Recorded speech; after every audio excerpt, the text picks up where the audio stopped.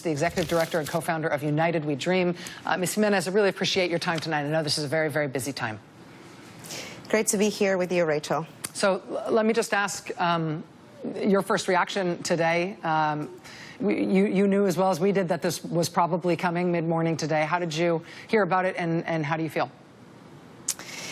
Rachel, since the day of the election, Donald Trump had run a campaign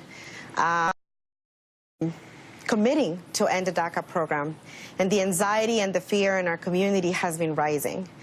And so today is a very difficult day for families like mine. My brother, Jonathan, who's 23 years old, is one of the close to 1 million young people that have benefited from the DACA program, that has allowed him to live without the fear of being deported, to go back to school, to help my family out financially because he's been able to work.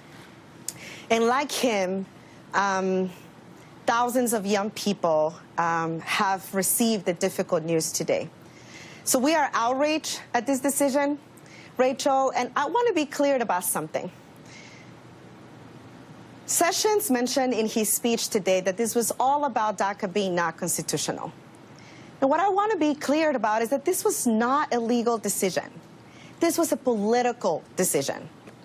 And the reality is that the president did not have to make this decision. The September 5th deadline was an arbitrary deadline pushed by Attorney General Paxton from Texas. If he wanted to do the right thing, as he had said in multiple interviews, that he had heart for immigrant youth, if he did have the heart for immigrant youth, he did not have to make this decision. He could have kept the program in place. But today, we know that thousands of undocumented young people and many, many allies are joining us in ensuring that we do all that we can to protect young people. I grew up undocumented, Rachel, and I came out as undocumented and unafraid over 10 years ago. And we're not going back into the shadows. And that's the commitment that members of United We Dream and immigrant youth across the country have. And Christina, we've been hearing news today, strategizing today about a legal fight in the future about various entities and even considering bringing this matter into the courts and trying to stop it that way. Beyond whatever may happen in terms of a litigation strategy, and I think that's sort of yet to be understood in terms of how viable those strategies are, do you expect that there's going to be a direct action resistance to this as well, that there's going to be direct community resistance to try to protect people and stop deportations in a physical way in terms of protest and confrontation?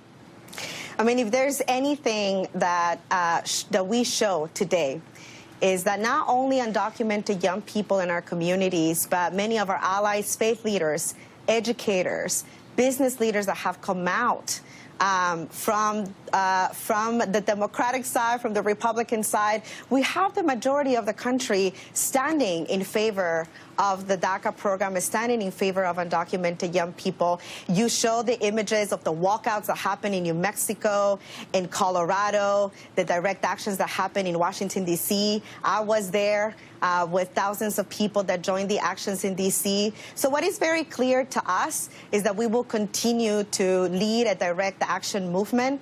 This is the way that we won DACA, Rachel, and I remember having this conversation with you a few years ago in your show. It was undocumented young people who came out as undocumented and unafraid, share our stories, led sittings, led direct action and marches across the country. That's how we pushed President Obama to do the right thing, and that's what we are determined to do. Because we are very clear, Rachel, that this decision about terminating DACA, it was a priority led by white supremacists in the administration. Folks like Miller and Jeff Sessions. This was one of their policy priorities of folks that want to drive people like me and my family and my brother out of this country.